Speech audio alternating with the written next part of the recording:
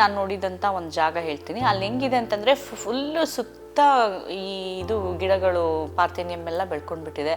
ಮಧ್ಯದಲ್ಲಿ ಇಲ್ಲೊಂದು ಮನೆ ಅಲ್ಲೊಂದು ಮನೆ ಆ ಥರ ಇದೆ.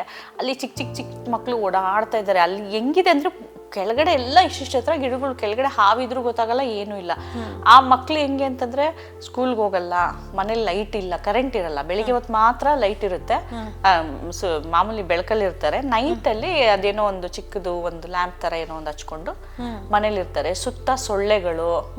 ಮತ್ತೆ ಅವ್ರಿಗೆ ನಾವು ಹೋಗಿ ಕೇಳಿದಾಗ ಅವ್ರಿಗೊಂದು ಆಧಾರ್ ಕಾರ್ಡ್ ಇರಲ್ಲ. ಮತ್ತೆ ಎಲ್ಲಿಂದ ನೋಡಿ ಮೈಗ್ರೇಟ್ ಆಗಿರ್ತಾರೆ, ಇಲ್ಲಿ ಬಂದಿರ್ತಾರೆ.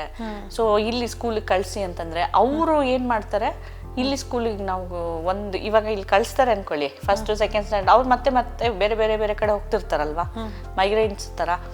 ಸೊ ಇಲ್ಲಿ ಒಂದು 3 ವರ್ಷ ಓದ್ತಾನೆ ಮಗು, ಆಮೇಲೆ ಅಲ್ಲಿ ಹೋದ್ಮೇಲೆ ಅವ್ರ ಪರಿಸ್ಥಿತಿ ಹೆಂಗಿರುತ್ತೋ, ಸ್ಕೂಲಿಗೆ ಕಳ್ಸಕ್ ಆಗುತ್ತೋ, ಸ್ಕೂಲ್ ಎಲ್ಲೋ ಇರುತ್ತೆ. ಈಗ ಹತ್ರದಲ್ಲಿ ಇರೋ ಸ್ಕೂಲ್ಸ್ ಆದ್ರೆ, ಗೌರ್ಮೆಂಟ್ ಸ್ಕೂಲ್ ಆಗಿರ್ಲಿ, ಅವ್ರು ಇರೋ ಜಾಗಕ್ಕೆ ಹತ್ರ ಆದ್ರೆ ಕಳ್ಸಿಕೊಡ್ತಾರೆ. ಯಾಕಂದ್ರೆ ಇವ್ರು ಕೆಲಸ ಮಾಡಕ್ಕೆ ಅಂತಾನೆ ಬಂದಿರ್ತಾರಲ್ವಾ.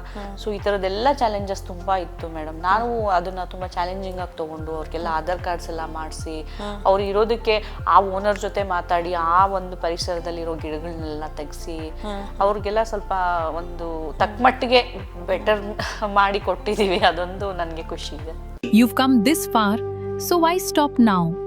Watch the full video and subscribe to us on YouTube. For more updates like this, don't forget to hit that follow button.